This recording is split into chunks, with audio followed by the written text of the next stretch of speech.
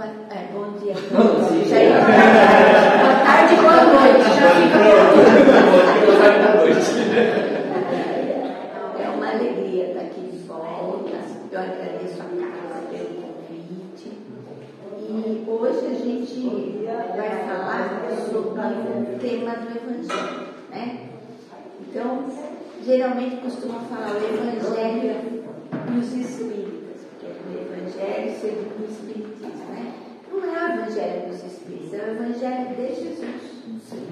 Porque o que Allan Kardec fez foi, através do Espírito de Verdade, trazer interpretação das parábolas, das palavras figurativas de Jesus, porque Jesus falou numa época que nem todo mundo conseguia entender a perfeição, a profundidade do que ele tinha para dizer. Então o Evangelho não é dos Espíritos, é o Evangelho de Jesus. Se só estão analisadas aqui as passagens do Novo Testamento, né? E o Evangelho, aproveitando que a gente está falando um pouco dele, né? Ele é uma receita, um roteiro de vida. Todos nós deveríamos fazer pelo menos uma vez por semana o Evangelho no lar. Se a gente soubesse espiritualmente, no plano astral da nossa casa, o que acontece quando a gente faz Evangelho, a gente faria Evangelho, deixaria qualquer outro compromisso para fazer. Porque a nossa casa é praticamente plastificada. Ela é envolvida numa proteção quando a gente faz o Evangelho, e tudo aquilo de escuro, negativo, trevoso que estava lá é convidado a sair por causa da presença dos espíritos amigos. Então, a nossa casa fica limpa com as vassourinhas do bem. E se a gente não sujar com os nossos pensamentos, com as nossas atitudes, com palavrões, com mágoa, com briga, né? Com drogas, com bebida, a gente não atrai de volta. Na outra semana a gente renova. Tem gente que faz mais de uma vez por semana, não é preciso. Basta que a gente faça uma vez por semana, mas tome cuidado com as atitudes, né? Então ele é uma receita de vida. Ele é uma construção do espírito para a perfeição. A gente muda o nosso ambiente psíquico com essas receitas evangélicas. Bom, no Evangelho a gente vai falar hoje sobre bem-aventurados os aflitos. É um capítulo 5. Ele é longo, tem muitas considerações, ele é denso, né? Então nós vamos falar de alguns aspectos dele, tentando envolver tudo. Mas a gente fica refletindo assim: bom, será que Deus criou a aflição? Né? Ele que é tão bom, que é perfeito, infalível. Será que Ele criou a aflição? A dor, as vicissitudes, os problemas? Então, a resposta é claro que não, né? Claro que não, Ele não criou as aflições. Nós precisamos da dor para crescer. Todos nós precisamos crescer. Nós somos criados simples e ignorantes. E um dia seremos perfeitos. Isso não é mágica, é construção. Então, para construirmos essa trajetória, a gente vai de tentativa, né, em tentativa. Algumas tentativas dão certo. A gente vê que dão certo, outras a gente tenta e dá errado. E a consequência nos faz voltar para o caminho reto do dever cumprido. Então, a consequência é a dor, né? A dor, a aflição, as vicissitudes são consequências dos nossos atos. Então, quando a gente sofre, quando a gente tem aflições, quando dói, a gente tem que agradecer. Aquela historinha da lagosta, vocês conhecem a historinha da lagosta? A lagosta ela é muito molinha por dentro, ela é gelatinosa. Então, ela cria uma casca dura para ela poder sobreviver no mar, senão ela seria rapidamente desapareceria. Então, ela cria aquela casca e vai vivendo. De repente, ela cresce e a casca fica apertada e começa a doer. Então, ela é obrigada a, com muito esforço, jogar aquela casca fora. Daí ela cria outra casca daquele tamanho que ela está. E dali a pouco ela cresce mais um pouco, porque a vida é crescimento, é lei da vida crescer. Então ela cresce mais um pouco e a casca fica pequena de novo, incomoda, né? E ela espere de novo aquela casca, vai para um cantinho lá no fundo do mar, escondidinho para ninguém encontrar ela, e cria outra casca. E assim até o final da vida dela. Assim também é conosco. As cascas da vida são a perda do emprego, a perda de um ente querido pela morte, a perda de um amor, de um companheiro, né, que se afasta de nós, uma doença grave, a perda da saúde. São cascas que incomodam e que a gente precisa superar, expelir, para poder expandir o nosso tamanho. Então, a aflição é causada pela nossa própria necessidade de crescimento. É tudo muito natural, tudo muito divino, porque Deus, Ele não tem erros, Ele é infalível, né? Então, tudo que Ele criou é perfeito, o mundo é perfeito. Se a gente analisar, a natureza ensina tudo para a gente. As plantas, os animais, os ciclos da vida, os planetas ficam todos aí no universo bailando e ninguém tromba, né? Então é uma coisa maravilhosa a energia. O ser que criou, ele merece que a gente fique sempre de joelhos reverenciando, porque é muita inteligência divina, é muita perfeição. Então a gente tem que sempre estar agradecendo, inclusive as aflições, porque é uma bondade de Deus. A dor, Ele não tira a dor da gente, mas Ele consola a gente. Ele é o consolo. Ele está ali aparando a gente, cuidando da gente na dor. Ele não está lá, Ele está aqui dentro de nós. Ele vê com os nossos olhos. E Ele não dorme, nem distrai. A gente dorme, a gente distrai, né? Qualquer coisinha que chame a atenção, a gente se ilude. Ele não. Então Ele está ali. Se a gente se conectar com Ele, a gente está sempre protegido. É a gente que se afasta dele. Ele está ali. Para que a gente quiser aproximar de novo, então ande com Deus. Faça amizade com Ele, faça conexão com Ele. Como? Com a prece, com a oração, com a caridade. Porque quando a gente serve os outros, a gente se conecta com Deus. Porque é isso que Ele quer da gente. Ele quer que a gente aprenda a servir. Ele quer que a gente aprenda a se doar. Então, quando a gente doa, a gente recebe imediatamente, né? Então, traduzindo o título, Bem-aventurados os aflitos, ele fala assim, que a nossa fé na aflição é Deus conosco. E o que é a nossa fé? É acreditar que existe algo além de nós, maior que nós, e que providencia por nós. Que muitas vezes um problema é que está tão difícil, eu não sei o que fazer, eu não sei, não tem solução. Ao virar a esquina, a solução aparece. Então, fé. A fé ajuda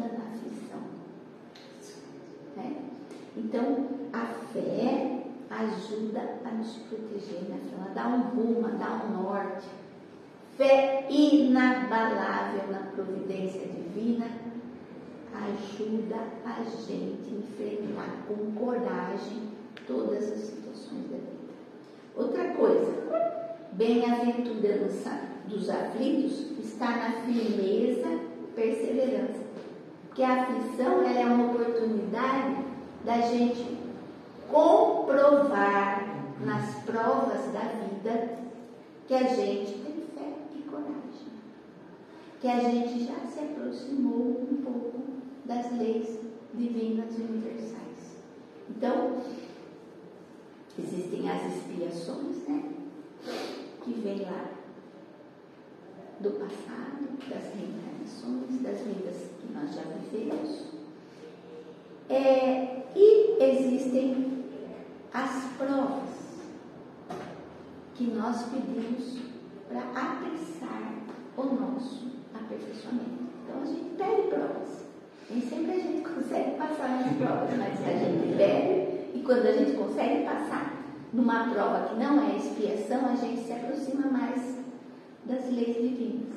Então, quando a gente pede uma prova, a gente tem oportunidade de comprovar se a gente realmente aprendeu aquela lição, se a gente está mesmo dentro do caminho reto do dever cumprido. E as aflições, elas também permitem a gente provar a nossa submissão a Deus. Que submissão é essa? Eu aprendi que não é para ser submisso a nada, que eu preciso saber falar sim, sim, não, não. Não é essa submissão, a submissão da aceitação.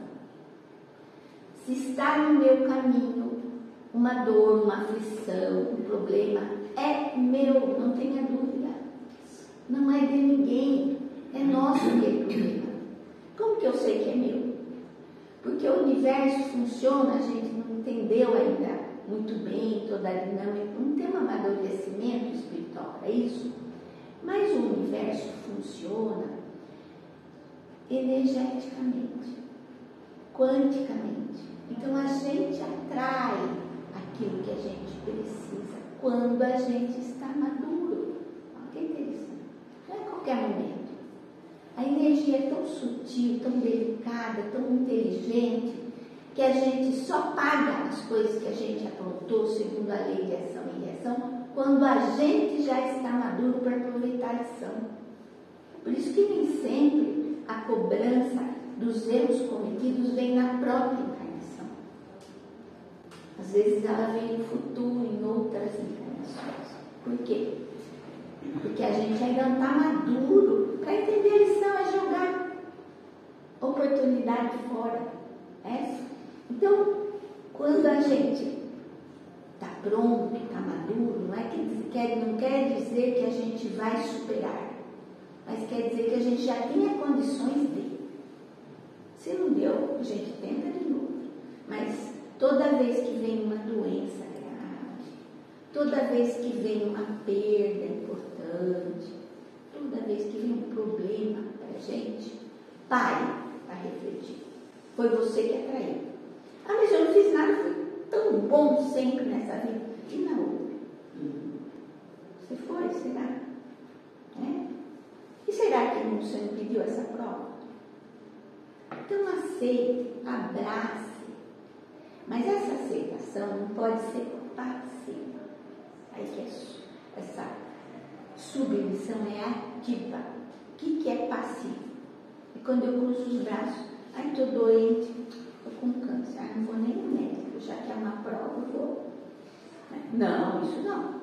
Estou doente, veio para mim essa aflição, é grave, pode ser fatal, mas eu vou fazer de tudo, de todos os recursos que eu tenho para superar.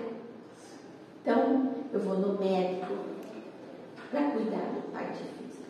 Eu vou no psicólogo, se for necessário, para cuidar da mente.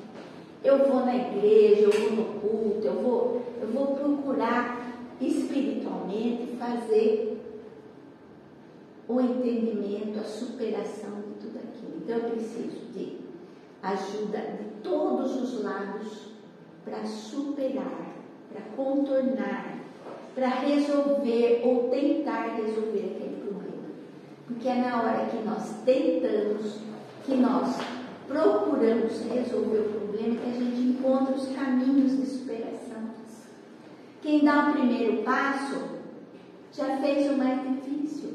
Então a gente precisa agir diante dos problemas, com dignidade, com Deus no coração, mas não é para cruzar o braço diante do problema, não.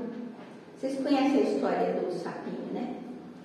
Que tem uns 2 sapinhos na panela de leite, né? E como o leite é molinho, é aquoso, né? Eles não conseguiam sair, eles ficavam patinando lá, e um resolveu ficar quietinho, esperar, e o outro batia. Tanto que o outro batia, ele cansou e afundou, e afogou. Só que enquanto ele batia, o leite caiu, e o outro conseguiu subir. Então, veja como a vida é superação. Então a gente às vezes tem que superar tendo paciência, internalizando o problema, refletindo sobre ele, procurando caminhos de superação. E nessa superação a gente tem que crescer, né? Essa casca que a gente jogou fora, a gente cresceu, a gente superou aquele problema, ficou mais forte espiritualmente, né? Então, a aceitação é assim, é uma aceitação ativa de tudo aquilo que acontece na nossa vida. Não põe a culpa no outro, não é culpa dele, nem que seja. O problema dele é dele, se ele fez. Eu fui traída. O problema é que ele traiu.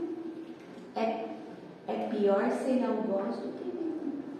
Você foi traída. O que você tem que aprender com isso? Alguma coisa você tem que aprender com isso. Porque Deus não permite que nada aconteça. A gente não atrai nada que a gente não tenha que aprender com aquilo. E se repete, está caracterizado que é aquilo mesmo que a gente tem que trabalhar. Fui traído uma vez, fui traído 2 vezes, o problema está com você. É problema do outro desrespeitar a combinação que houve de fidelidade. O problema dele é aquilo, agora o seu é outro. Procure o seu. Por quê? Problema tem. Então, aproveite o que acontece para aprender.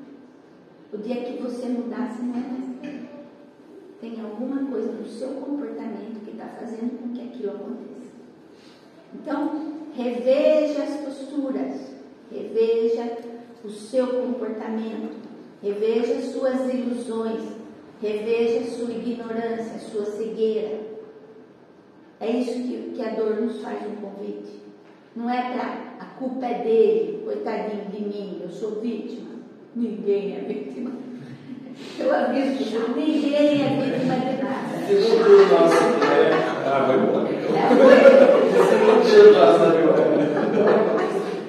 Ninguém é vítima nunca de nada. Tudo que acontece de aflição, de vicissitude, de dor na vida da gente, é para a gente mesmo. Ou é bênção, quando é coisa boa, ou é lição, quando é coisa boa. Aprenda logo, que não repete. Aprenda logo, que não repete. Aí, a gente pode sofrer bem ou sofrer mal. A gente escolhe. Quando a gente resiste às dificuldades, quando a gente se vitimiza, coloca a culpa no outro, acha que tem razão, a gente sofre mais. Por quê? Porque nós estamos usando nossa energia contra nós, para resistir ao problema, não para resolver. Agora, quando a gente tem a aceitação, a gente sofre bem, porque a gente usa a nossa energia para resolver o problema, não para brigar com ele, não para nos magoarmos com ele, não para colocar culpa nos outros. A nossa energia é usada em nosso favor. Quando a gente usa a energia em nosso favor, a gente consegue enxergar que o caminho se clareia, a gente se acalma. Então a gente enxerga por onde andar para resolver. a gente usa a energia ao nosso favor, né? Então, a aceitação ativa é bem sofrer. O sofrimento não desaparece, ele está ali, a lição está ali, mas ela é resolvida mais rapidamente e com menos dor. O remédio certo, então, é a fé. A fé inabalável na providência divina. E o que a providência divina nos ensina? Desde sempre, dos profetas, a primeira revelação, Moisés, depois Jesus, agora o Espírito da Verdade. Então, Jesus nos traz com toda a sua perfeição, aquele olhar meio do Rabi da Galileia nos traz. Que a fé, não é essa fé morta, essa fé que a gente não sabe nem explicar o que é. É fé nas leis que ele criou. Ele não criou a lei da pluralidade das existências. Quem acredita nisso já tem meio caminho andado. Por quê? Porque se a gente achar que na hora que o gameta feminino com o masculino se uniu, ali que foi criada a alma, Deus seria injusto, gente. Um é alto, outro é baixo. Um é gordo, outro é magro. Um é bonito, outro é feio. Um é rico, outro é pobre. Um nasce paralítico, outro perfeito. Existiria justiça na lei de Deus se a gente fosse criado na hora do berço, do nascimento? Então, só de acreditar que tem vida antes dessa vida e ter a vida depois dessa aqui, isso aqui é só... Nós estamos em trânsito, nós estamos subindo no bonde, daqui a pouco a estação chega na outra estação, a gente desce. Tem gente que anda 2 estações, 20 anos, outra 3, 30 anos, outra 10, 100 anos, mais difícil. Nós estamos em trânsito. Isso aqui é 1 minuto diante da eternidade. E quem acredita nisso sofre menos. Porque quando a gente entende o porquê da dor, ela dói menos. Então, nós precisamos ter fé na coisa certa. Se eu planto, eu vou colher, é da natureza, está na natureza. Se você fez errado, vai colher a consequência daquilo. Se você fez certo, você vai colher a bênção. Quando a gente começa a parar para pensar nessas coisas, a gente muda um pouco o nosso comportamento, embora seja difícil mudar. Primeiro a gente tem que acreditar, depois aquilo devagarinho vai se tornando realidade. Então é tudo um processo. Não tem problema que é vagaroso. É assim mesmo que tem que ser, né? Então, quando eu sei que eu não me lembro, porque Deus é perfeito até nisso. Em cada reencarnação, a gente tem o véu do esquecimento. Ou seja, eu não sei o que eu fui no passado, não sei o que eu fiz. Quando é interessante, ele nos abre umas frestinhas para a gente ver, que aquilo pode nos ajudar. Caso contrário, é melhor deixar lá mesmo, porque nós já aprontamos tanto. Nosso passado é tenebroso. Nós já fizemos coisas inimagináveis. Já matamos, já traímos, já degolamos, já fizemos de tudo. Testamos de tudo já. Por quê? Porque somos crianças espirituais. A gente ainda acha que a gente tem que se dar bem. A gente não acha que nós temos que nos dar bem juntos. A gente acha, não, eu tenho que subir no pódio. Eu tenho que me destacar. Então, para isso, eu mato, eu me corrompo, eu traio, eu vou fazendo o que a oportunidade oferecer para mim me destacar. Para mim, é tudo uma questão de ilusão ainda, da criança espiritual que nós somos. Então, as aflições, elas têm 2 causas. Ou a causa da dor está nessa vida, e muitas vezes a gente cria dor nessa vida mesmo. Não é expiação nem prova.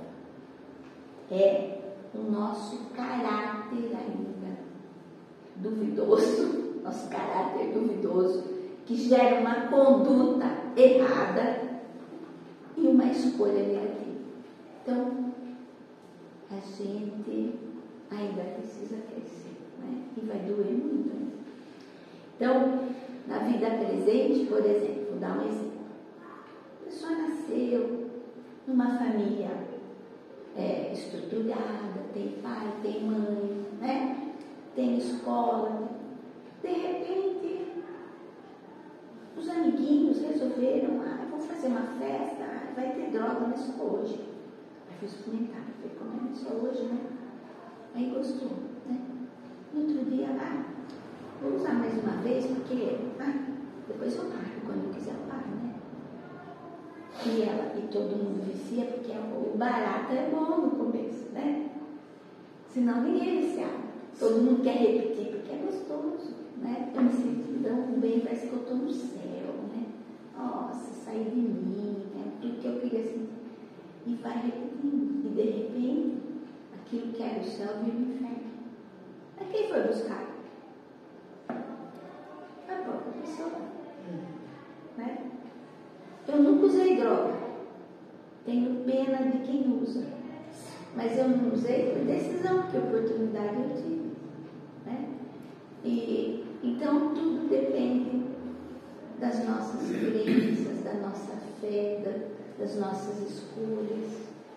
Então, no presente, a nossa ignorância vai criando as nossas condutas e escolhas muitos problemas para nós mesmos. E se a gente parar para pensar, a gente mesmo sabe o que a gente escolheu errado e por que está doendo nessa vida. Agora, tem outras coisas que realmente a gente olhando a vida da gente, a gente fala, puxa, eu nessa vida estou me comportando de uma forma tão melhor, né? Por que isso está acontecendo comigo, com aquele lá que só apronta, não? Porque eu estou pronta para colher aquilo que eu aprontei antes. Ele vai colher quando ele estiver pronto, que pode não ser nessa encarnação. Né? Então, a punição nem sempre é imediata. Ela é relativa, né? Essa condição de estar propício para aproveitar a lição. Agora, as aflições, elas podem ser impostas. Quando? Não é sempre, viu? Parece que a espiritualidade está em torno de 10 a 20% precisa de imposição. Por quê? Espírito endurecido, espírito muito ignorante, que não quer receber ajuda de jeito nenhum. Então a ajuda vem nessa imposição, porque é amor também. Essa imposição é amor, né?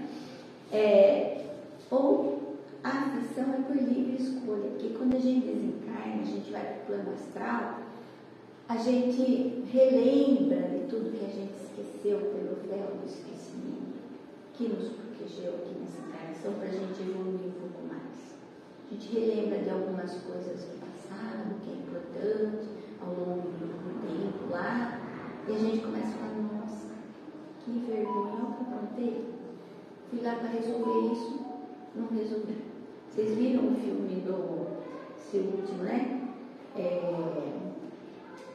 Qual o último mesmo? Os Mensageiros. Eles vêm com uma missão, mas eles falham. Até que dão uma consertada no final, mas... Então a gente vem com missões e a gente falha às vezes, né? E volta para o plano espiritual e fala, meu Deus do céu, olha o que eu aprontei, tudo que eu tenho que fazer eu não fiz outras coisas, eu piorei a situação.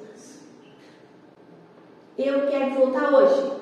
Aí, não é assim, calma, vamos programar, precisa ser na família certa.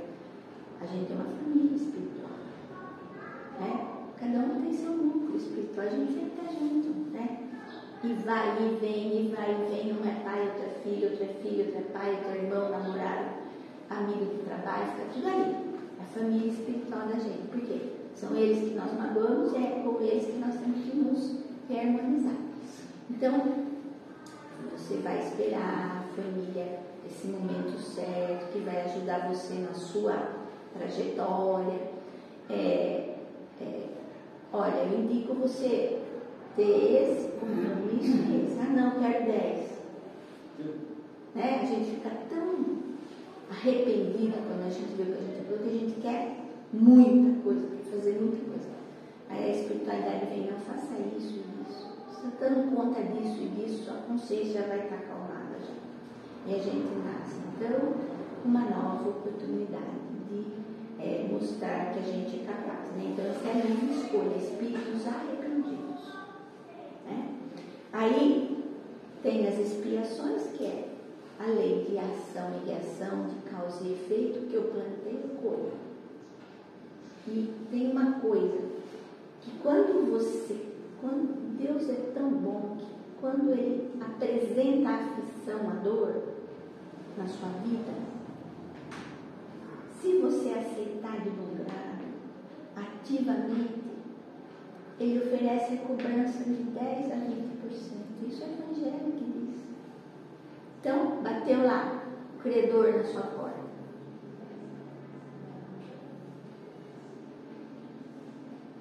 O que foi? Eu vim cobrar minha dívida, mas se você pagar 20%, está tudo certo. A gente aceita correndo. Só que a gente não, a gente esquece tudo, a gente está distraído, a gente está dormindo.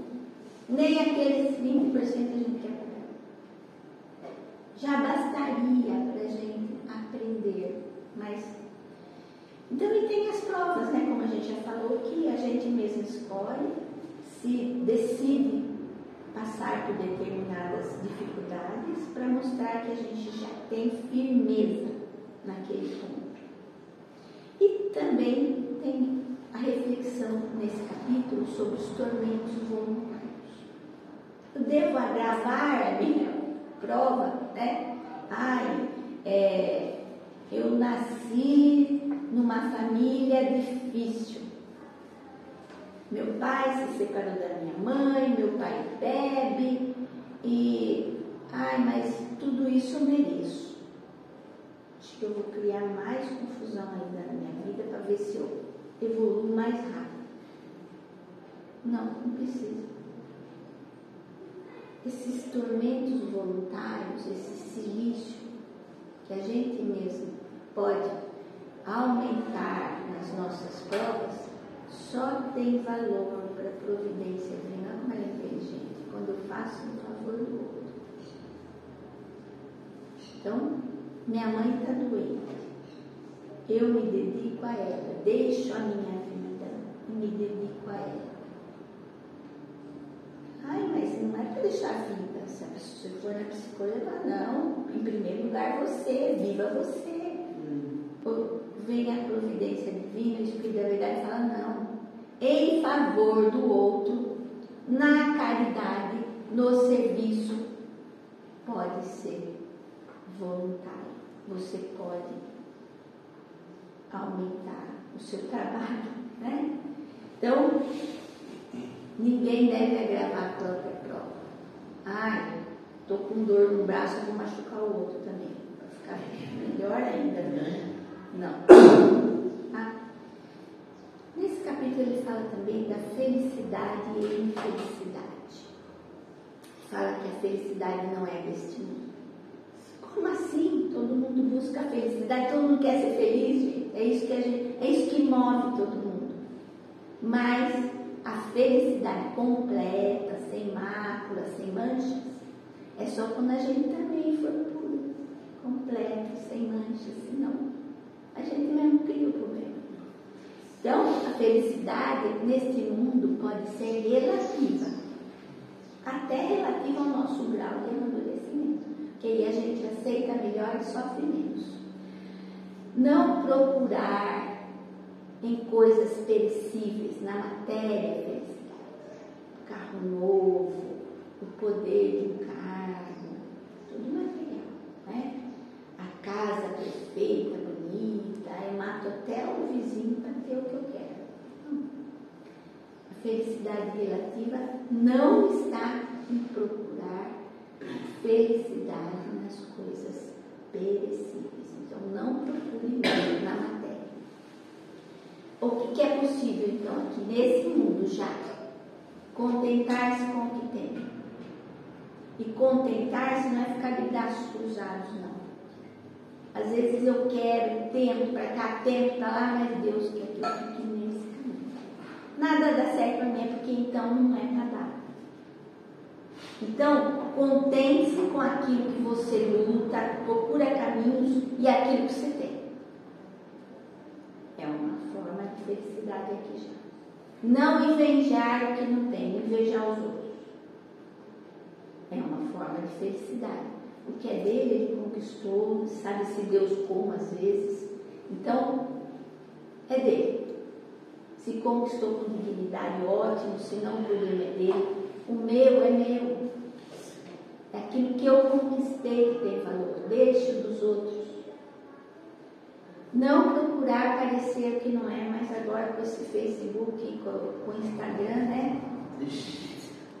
É só o que parece, né? Todo mundo parece aquilo que não é. Às vezes mesmo até sem querer, né? Porque a gente só gosta de coisa boa, não é mesmo? Então, a gente não deve querer parecer ser o que não é. E isso tudo nos traz uma calma, uma leveza. Porque não é ilusão, é nosso. O que eu tenho é meu, eu não invejo do outro e não quero parecer o que eu não sou. Isso dá uma calma, isso dá uma tranquilidade para a gente que permite uma felicidade possível ainda aqui no mundo de provas e expiações, que é o que nós vivemos. Nem no mundo que nós estamos pisando, mas estamos pondo um pezinho no mundo de regeneração, nem lá não é mundo feliz. A felicidade lá é relativa ainda. É um pouco mais consistente que nesse, porque lá nós temos já mais maturidade espiritual. Mas a felicidade plena é só no mundo feliz, onde não temos mais mágoas, não precisamos mais reencarnar, não temos mais nada a expiar, porque nós já entendemos a lei e já seguimos na lei por pura e espontânea vontade, que nós gostamos de andar próximos da lei divina. É diferente, né? Agora, a infelicidade real, ele diz que neste mundo é colher as consequências daquilo que fazemos. Que a infelicidade não está no que nós fazemos. Fazer é gostoso, mas a gente faz uma coisa que a gente sabe que está errado. Mas a gente faz. Ou para provar para alguém, ou para acalmar nossas vontades e nossos desejos, né? A gente faz. Pensa que vai passar desapercebido, só eu que vi, ninguém viu, né? Imagina, tem uma pleia de espíritos, inclusive o nosso anjo da guarda, nosso mentor, vendo tudo, e Deus que está dentro de nós, vendo com os nossos olhos o que nós decidimos fazer. Aí espera, aproveita bastante o que você está fazendo, porque depois vem a consequência. E aí a gente inclui as consequências.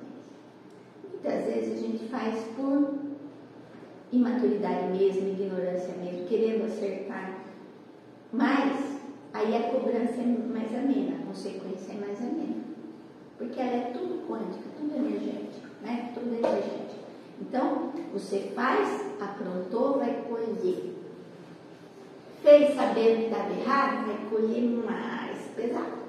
Fez sem querer, vai colher também. Tem que aprender que não pode mais fazer assim. É isso que a gente tem que aprender. Desse jeito não pode, assim não deve.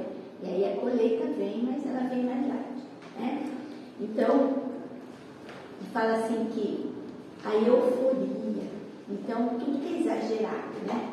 Sai do equilíbrio. É infelicidade, assim. Veja que interessante, né? O equilíbrio é tudo. A fama, o poder, a agitação, as vaidades, tudo isso é infelicidade, porque é consequência disso. Então, para a gente refletir sobre isso, né? Então, as nossas conclusões finais sobre bem-aventurados os aflitos, veja o que ele promete, hein? Porque dele é o reino dos céus.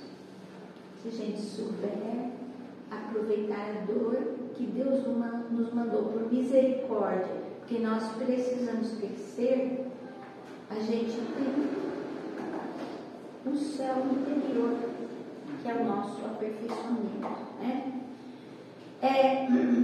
Os seres superiores, eles têm a fortaleza na sua estrutura psíquica, o que nós ainda não temos. Nós estamos construindo a nossa estrutura psíquica. Ainda ela é incipiente, né? E ela é forjada, foi forjada nesses seres e está sendo forjada em nós pela dor, pelo amor também, mas é a dor, porque a gente ainda testa e erra, né? Então, esse é o nosso destino.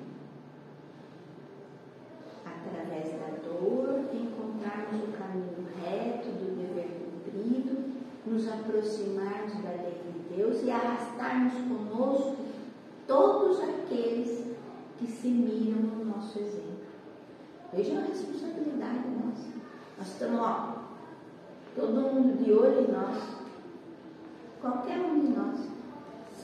Tem gente que se espelha em nós. Tem gente que precisa do nosso exemplo. Tem gente que acredita no nosso exemplo. Então, o nosso destino é enfrentar a dor com fé, aquela fé baseada na pluralidade das existências, na lei da ação e reação, que nos dá a certeza de que o que eu planto eu vou colher, que nos dá a certeza de que eu tenho oportunidades de me melhorar, porque a vida continua.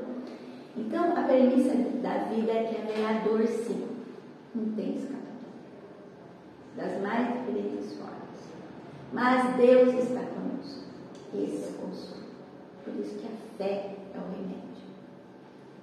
Nada está perdido, ninguém está sozinho, nem que esteja na vida sem ninguém. Deus está conosco, está dentro de nós.